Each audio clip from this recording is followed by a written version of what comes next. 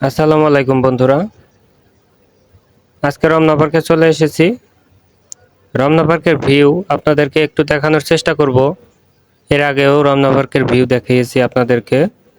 তো আজকে ভিতরের যে অংশগুলো সবুজ ঘাস এবং গাছপালার সমাগম, অনেক গাছপালা এবং গাছপালার নিচে মানুষজন বসে গল্প করে।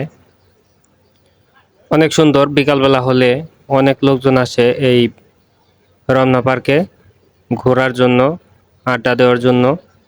এবং সকালবেলা অনেক লোকজন আসে এখানে ব্যায়াম করার জন্য, দৌড়াদৌড়ি পারার জন্য আসে।